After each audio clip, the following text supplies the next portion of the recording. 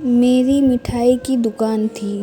शादी हुई तो बीवी अगले ही दिन कहने लगी कि घर आने से पहले रोज़ मेरे मायके मिठाई लाज़मी लेकर जाना। मेरी माँ को मीठा बहुत पसंद है। कम उम्र नई नवेली दुल्हन की बात मेरे लिए बहुत ही ख़ास थी। मैं रोज़ पहले ससुराल जाकर मिठाई देता, फिर घर आता। एक दिन मैं मिठाई देने गया तो मेरे साले ने दरवाज़ा खोला और कहने लगा, आप क्यों रोज़ मिठाई लाते हैं? घर में कोई नहीं खाता।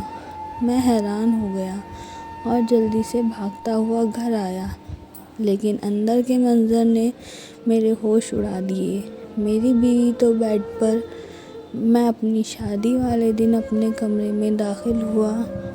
महक बेहद खूबसूरत लग रही थी, बिल्कुल नाजुक और मनमोहिनी। इसे देखकर तो मेरे दिल मसरूर सा हो गया था। मैं उसके पास जाकर बैठ गया।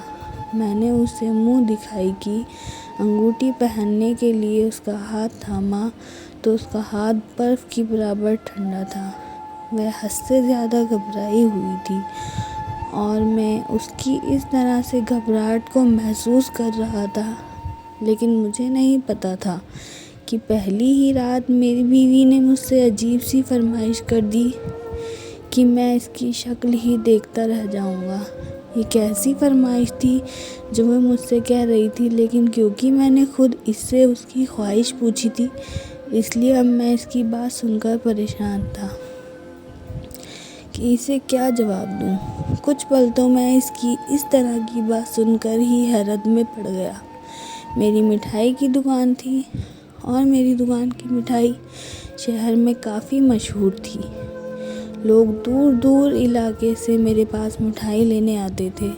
मेरी दुकान में हर वक्त लोगों की चहल पहल ही रहती थी।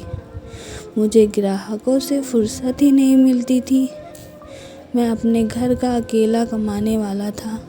मेरे घर मेरी माँ और एक छोटा भाई था जो बीकॉम में पढ़ता था और कॉलेज से वापस आकर मेरी दुकान में मेरी मदद के लिए आ जाता था।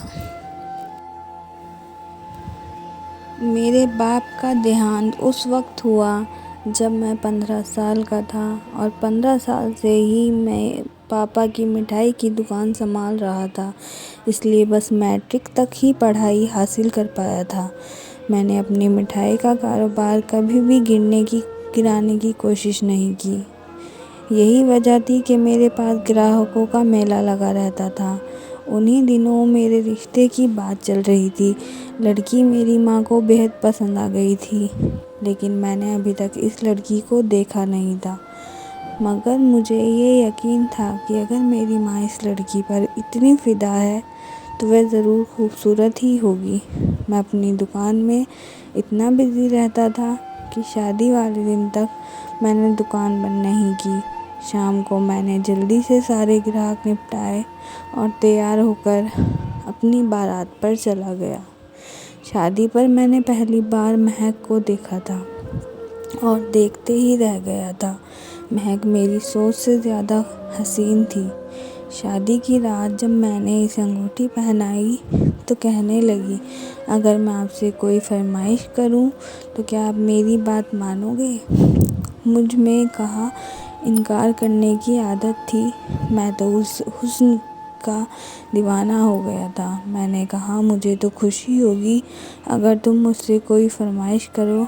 लेकिन जो बात उसने मुझसे कही वह सुनकर तो मेरे होश उड़ गए थे। मैं कुछ पल तो उसकी बात को हैरत से सुनता रह गया, सोचने लगा कि ये चक्कर क्या है। रात की दुल्हन मुझसे कह रही थी, अगर वह सच था तो शादी से पहले मुझे इससे आगाह क्यों नहीं किया। ये तो सरासर मेरे साथ धोखा था, लेकिन मैं महक से कुछ भी कह ना सका। वजह मेरी नरम आदत थी। मैं बेड से उठकर सामने सोफे पर जाकर लेट गया। आज की रात के हवाले से मैंने जितना भी ख्वाब देखे थे वह सब मेरी बीवी की फरमाइश से टूट चुके थे। मेरी शादी को 15 दिन गुजर गए थे। मैं बहुत बुझे दिल के साथ सुबह उठता था। दुकान पर भी मेरे जहन में बीवी की बात ही रहती थी। मैं दुकान के दीवार पर लगी घड़ी को देखता। दुकान बंद करने का वक्त आता तो मैं अपने छोटे भाई से कहता, घर जाओ, मुझे कहीं काम से जाना है। वह घर की तरफ चला गया और मैं जल्दी से 5 किलो मिठाई के डिब्बे भरता और अपने ससुराल चला जाता। हालांकि मेरी ससुराल मेरे घर से बहुत दूर थी, 1.5 घंटे का रास्ता था। पहली बार जब मैं अपनी ससुराल मिठाई लेकर गया तो मैं 1.5 घंटे के बाद अपने ससुराल पहुंचा था और दरवाजे पर दस्तक दी तो दरवाज़ा मेरे साले ने खोला। वह मुझे हैरत से देखने लगा, मुझसे कहने लगा, भाई आप अंदर आइए, आपको अप्पी को भी साथ ले आना था। वह बहुत अच्छे से मुझे अंदर आने को कह रहे थे, लेकिन मैंने उसे इनकार कर दिया कि मुझे देर हो रही है, फिर कभी आऊँगा, अभी मुझे घर जाना है, तुम ये मिठाई अपनी माँ को दे देना। वह मुझे हैरत से देख रहा था और मैंने 5 किलो मिठाई के डब्बे उसे थमाए और घर की तरफ चल पड़ा। यह सिलसिला शादी के फ़ौरन बाद से जारी था।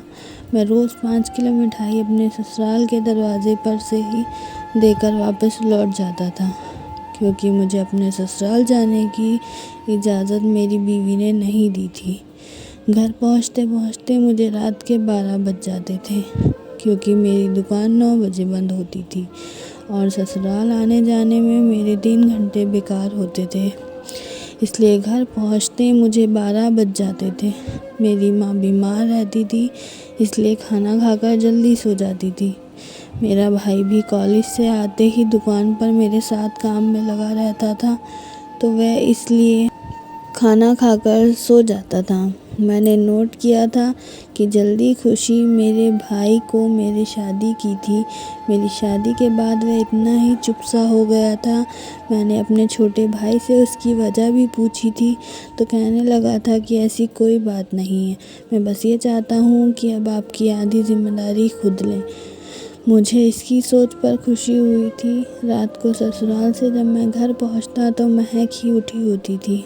एक खूबसूरत सा लिबास पहने वह सज धज के दरवाज़ा खोलती थी, मुझे खाना गर्म करके देती थी, मुझसे कहती, आप बहुत अच्छे हैं, जो मेरी बात फ़ौरन मान गए। मैंने उसे मुस्कुराकर देखा और कहा, कोई बात नहीं, बस 6 महीने की तो बात है।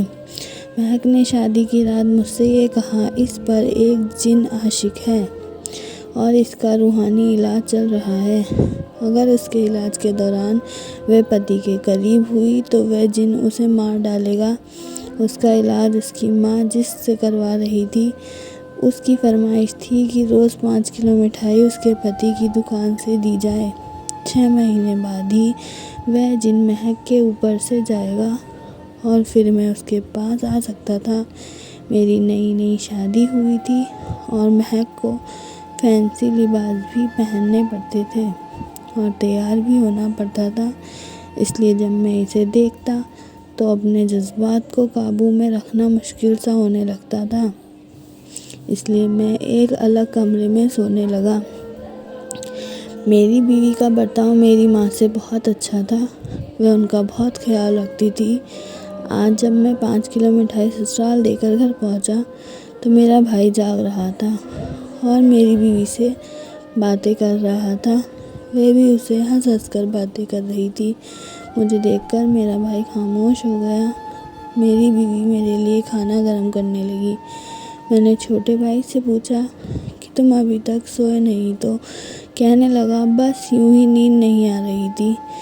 फिर तो यह रोज़ का मामला बन गया। लगता था मैं जब भी घर आता मेरा छोटा भाई और महक बातों में मसरूफ़ रहते थे। मुझे देखकर ही फ़ौरन मेरा भाई अपने कमरे में चला जाता और महक न जाने किस बात पर मुस्कुरा रही होती। मेरा भाई और महक 20 साल के ही थे, दोनों की उम्र बराबर थी। मुझे इस बात पर एतराज़ न था कि वे दोनों क्यों इतनी देर तक बातें करते हैं, लेकिन मेरे आते ही मेरे भाई का उठकर चले जाना और महक के चेहरे पर एक मुस्कान रहना मेरी समझ से बाहर था। लेकिन एक दिन जो मैंने देखा, मैं चकरा कर रह गया था। मैं घर आया तो लॉन्च बिल्कुल खाली था। मुझे महक और मेरे भाई की बातों की आवाज़ें अपने कमरे से आ रही थी। मेरा कमरा बंद था। मुझे ये देखकर हैरत का झटका लगा था। भला इस वक्त मेरा भाई कमरे में क्या कर रहा है। मैंने जैसे ही दरवाजे के पास जाते हैं उनकी बातें सुनने की कोशिश की, मेरे कमरे का दरवाज़ा खुल गया। मेरा छोटा भाई मेरे कमरे से बाहर आ रहा था। मुझे देखकर उसके चेहरे की रंगत उड़ने लगी। वह मुझसे नज़रें चुराकर मेरे कमरे से बाहर निकल गया। मैंने अंदर कमरे में देखा तो महक इस बार अपने आंसू साफ कर रही थी। मुझे देखकर वह भी घबराई हुई थी। ये सब देखकर तो मैं चकरा कर रह गया। मैंने कहा कि तुम्हें क्या हुआ है और मेरा भाई हमारे कमरे में क्या कर रहा था। वह कहने लगी कि उसकी माँ बीमार है, इसलिए वे मेरे भाई से कह रही थी कि उसे उसके भाई के छोड़ दें, और वह कह रहा था कि आप भाई के साथ ही जाना। मैंने कहा अगर ऐसी ही बात थी तो मुझसे पहले कहती, मैं तो रोज़ वहाँ मिठाई देने जाता हूँ, तुम्हें भी साथ ले जाता। वह कहने लगी आपको अभी मेरे मायके जाने की इजाज़त नहीं है, इसलिए मैं आपके साथ नहीं जाना चाहती, क्योंकि मेरे साथ क्या मसला है इस बात का सिर्फ मेरी माँ को ही पता है, भाइयों को नहीं। अगर मैं आपके साथ गई तो वह आपको भी घर के अंदर बुलाएंगे, जिससे हमारा इलाज बेकार हो जाएगा। आप अपने भाई से कह दे कि वे मुझे मेरे मायके छोड़ दे। मैंने कहा ठीक है, तुम कल सुबह तैयार रहना, मैं उसे कह दूँगा कि वह कॉलेज से आकर तुम्हें मायके छोड़ दे। लेकिन जब ये बात मैंने अपने छोटे भाई से कही तो उसने साफ इनकार कर दिया। कहने लगा दुकान मैं संभाल लूँगा, भाभी को आप उनके मायके में छोड़ दें। मैंने कहा तुम समझने की कोशिश करो, मैं नहीं जा सकता, मेरी मजबूरी है, तुम उसे मायके ले जाओ।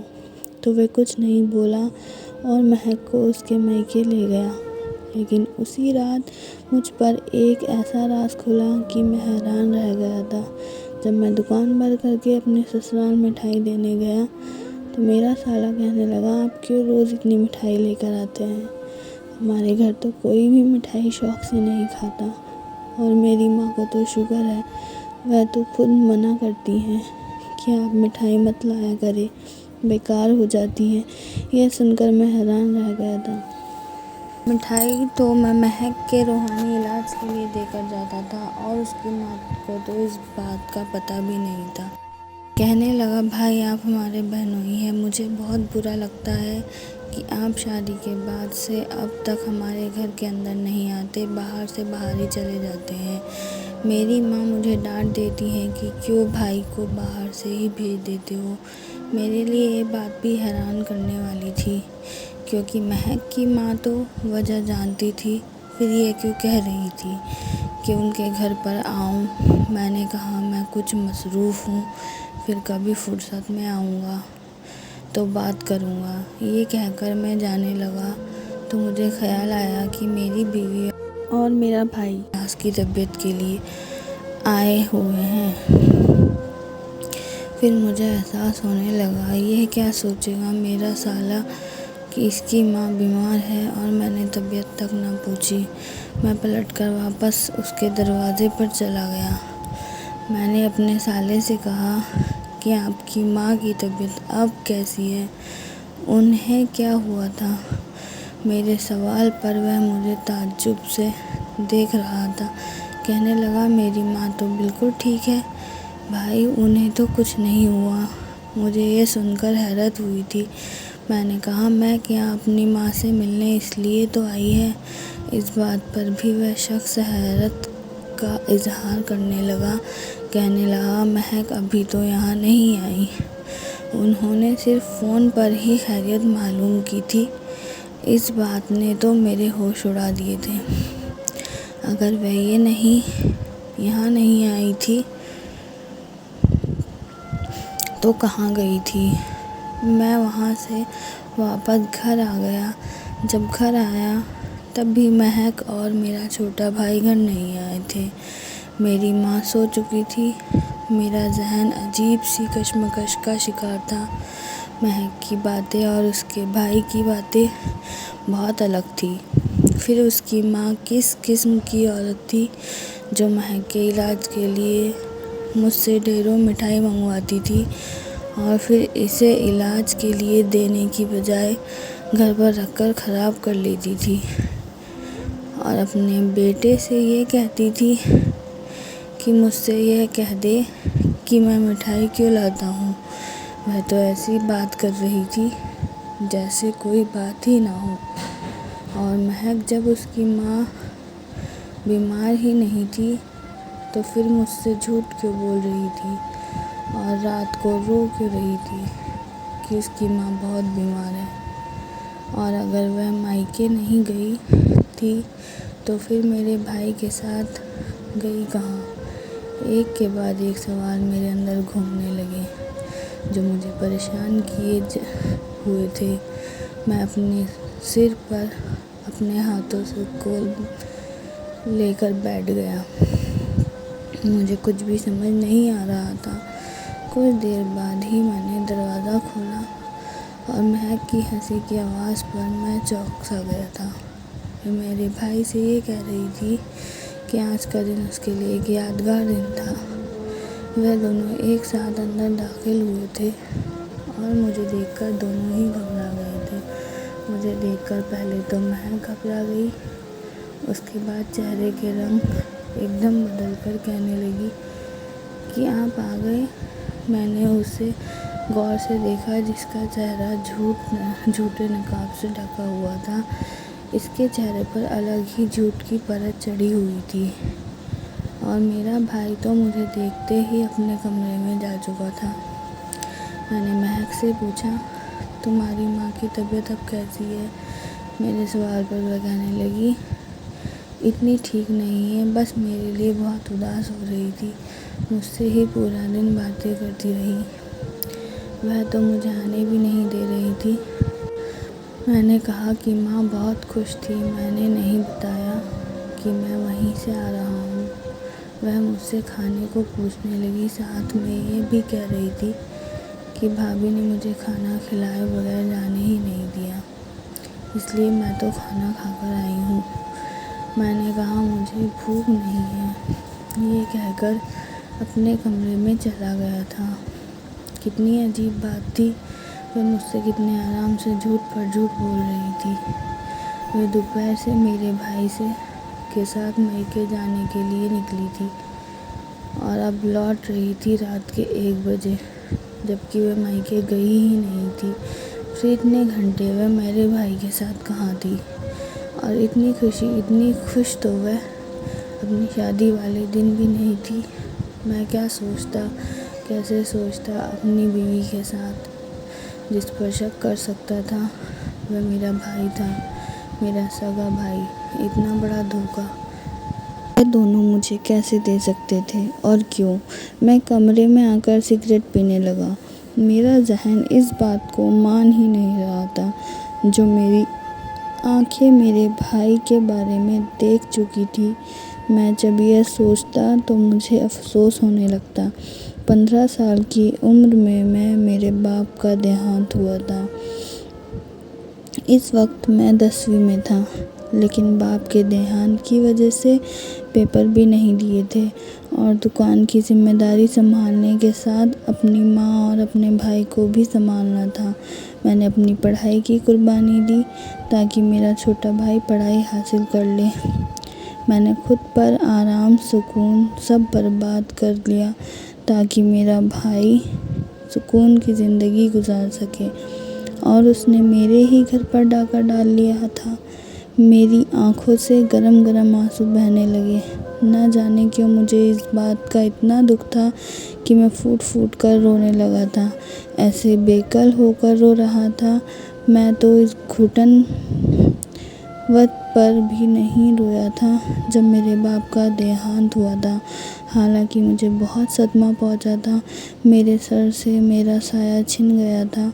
रोते हुए छोटे भाई को गले लगाकर मैंने कहा था, तुम ये ना समझना कि तुम यतीम हो गए हो। मैं हूँ तुम्हारा बाप। अपने आंसू मैंने अपनी आंखों में नहीं आने दिए थे। अपने अंदर ही कहीं भर लिए थे। अपनी माँ को एक पल के लिए अकेला नहीं छोड़ा, ना ही अपने बाप के नाम को डुबोया, बल्कि मिठाई का कारोबार भी गिरने नहीं दिया था। मैंने अपने बाप की मौत के बाद खुद को उनकी जगह रखकर सोचना शुरू कर दिया था। ना किसी लड़की की तरफ आँख उठाकर देखा। दोस्त की जब शादी हुई तो महक को देखकर मुझे लगा मेरे सब्र का फल मुझे मिल गया, लेकिन महक ने तो मुझे एक दिन भी अपनी मोहब्बत से भिगोया नहीं था। क्यों मुझे देखकर उसके चेहरे पर एक नागवारी सी छाने लगी थी। पहले तो मैं ये समझता था कि उस नागवारी की वजह वह आशिक जिन है जो इस पर आया हुआ है, इसलिए मुझे देखते ही महक ऐसा जाहिर करती है। लेकिन आज तो वह बेहद खुश थी और उसकी खुशी ने मेरा बचा कुचा सुख चैन छीन लिया था। मुझे लगा मेरे बाप आज ही मुझे छोड़ कर गए हो। मेरे रोने की आवाज़ सुनकर महक के साथ साथ मेरा भाई और मेरी माँ भी उठकर मेरे कमरे में आ गए। मैं दहाड़े मार मार कर रो रहा था। छोटा भाई मुझे समझाने लगा, मुझसे पूछने लगा कि भाई आपको क्या हुआ है, लेकिन मैं क्या बताता कि तुमने मुझे ऐसी चोट दी है कि मुझसे सही नहीं जा रही। मेरी माँ भी परेशान मेरे पास आ गई। मुझसे कहने लगी, बेटा तुम्हें हुआ क्या है मेरे बच्चे। मैंने कहा, कुछ नहीं मम्मी, बस मैं बहुत थक गया हूँ।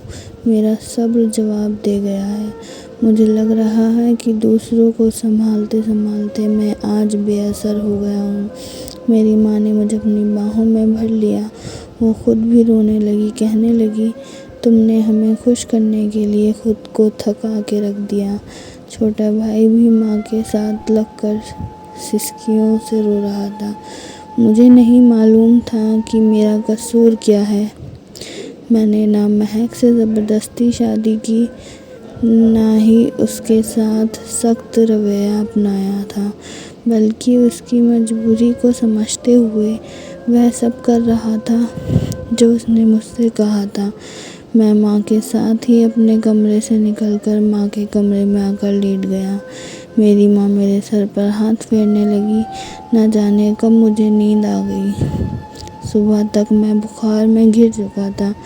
4 दिन मुझे ये होश तक न था कि मैं कहाँ हूँ और कहाँ नहीं, लेकिन यह था कि मेरे छोटे भाई रात को मेरे पास बैठा रहता, दिन में दुकान भी आजकल वही संभाल रहा था। मैं बहुत चुप सी थी, चेहरे पर गहरी सोच थी। मैंने अपने भाई और महक से बातचीत शुरू कर दी थी। मेरी तबीयत जब कुछ संभली तो मैं महक के मायके चला गया। मेरे दिल में एक आखिरी उम्मीद का दिया था। इस लो को आजमाना चाहता था। आज या तो वह दिया मेरी ज़िंदगी की तारीख को ख़त्म कर देता, या फिर बुझकर मुझे अंधेरे के हवाले कर देता। इस बार मैं खाली हाथ ससुराल गया था और उनके घर के अंदर भी दाखिल हुआ था।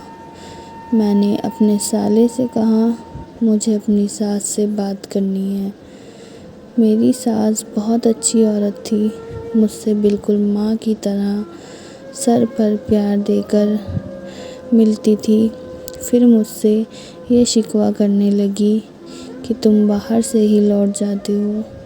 मुझे तो बहुत अफसोस होता है कि जब से शादी हुई है तुम दोनों तो एक बार भी हमारे घर नहीं आए, और तुम इतनी ज़्यादा मिठाई रोज़ रोज़ क्यों देते थे। बेटा हमारे घर तो कोई भी मीठे का इतना शौकीन नहीं है, और मुझे तो वैसे ही शुगर है। उनकी बातों से जो बात मुझे समझ आई थी, मैं इसे लफ्ज़ों से सुनना चाहता था। मैंने कहा, मुझे आपसे कुछ पूछना है। कहने लगी, ज़रूर पूछो। मैंने महक की सारी बात उनको कानों में डाल दी। वह सुनकर हैरान थी। कहने लगी, मेरी बेटी पर कोई साया नहीं है, वह बिल्कुल ठीक है।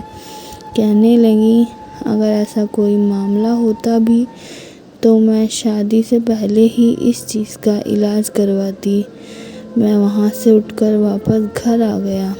समझ गया था कि महक मुझे घर से निकाल कर वह वक्त मेरे भाई के साथ बिताना चाहती थी।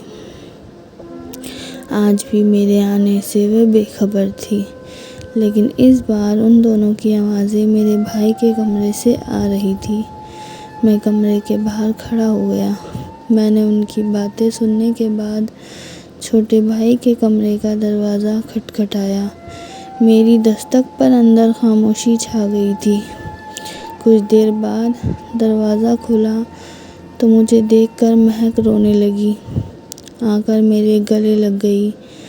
कहने लगी, अच्छा हुआ आप आ गए। आपका भाई अच्छा इंसान नहीं है। मुझे तन्हा पाकर ये शख्स मेरे साथ मुझ पर यह कहकर वह रोने लगी। इतने में मेरा भाई बदहवास मेरे पास आ गया और कहने लगा, ये झूठ बोल रही है भाई, ये औरत मुझे ब्लैकमेल कर रही थी। इसका और मेरा कॉलेज करीब करीब था, इसलिए हम एक ही बस में जाते थे। मैं नहीं जानता था ये मेरी मोहब्बत से मुताला हो गई है। जब उसने मुझसे अपनी मोहब्बत का इजहार किया, मैंने तभी इनकार कर दिया था, क्योंकि मुझे ये पसंद नहीं थी। इसके बाद भी इसने मुझे बहुत दफ़ा परेशान करने की कोशिश की, लेकिन मैंने इसे साफ इनकार कर दिया। लेकिन मुझे नहीं पता था कि इसकी शादी आपसे हो जाएगी। शादी वाले दिन ही इसने मुझे देखा तो मुझे धमकाने लगी कि वह आपके दिल में मेरे लिए शक डाल देगी। मेरे छोटे भाई ने सारी हकीकत खोल के रख दी, लेकिन वह हर बात से मुकर गई। मैं ज़रूर इसकी बात पर यकीन कर लेता, क्योंकि मैं महक से मोहब्बत करता था, लेकिन मैं उनकी बातें सुन चुका था जिसमें महक ने हर बात का इकरार किया था। महक उससे कह रही थी कि वह मेरे भाई से प्यार करती है, और आज से नहीं पिछले 3 सालों से। लेकिन मेरा भाई उसे ये कह रहा था वह उसके लिए सिर्फ भाभी है और कुछ नहीं। इसलिए आज के बाद वह उसके कमरे में न आए। लेकिन वह ज़िद्दी थी। कहने लगी, तुम्हारे खातिर मैंने आज तक कभी अपने पति को खुद को छूने तक नहीं दिया। अगर तुमने मेरी बात ना मानी तो मैं तुम पर गलत इल्ज़ाम लगा दूंगी। लेकिन मेरा भाई उसे कह रहा था कि वह ऐसा कुछ नहीं करेगा, क्योंकि वह उसे मोहब्बत नहीं करता। वह महक के ब्लैकमेल करने पर ही उसके साथ चला गया था, लेकिन अब ऐसा कुछ नहीं करेगा। मैं सच जान चुका था, इसलिए महक को तलाक दे दी, क्योंकि जब उसके दिल में ही मैं कहीं नहीं था तो ज़िंदगी में भी मुझे नहीं होना चाहिए था। छोटे भाई ने मुझे कोई धोखा नहीं दिया था, वह तो खुद ही महक के हाथों ब्लैकमेल हो रहा था। कभी कभी हम देखने में गलती कर जाते हैं। मुझे अपने भाई के खून और तरबियत पर भरोसा रखना चाहिए था। धन्यवाद।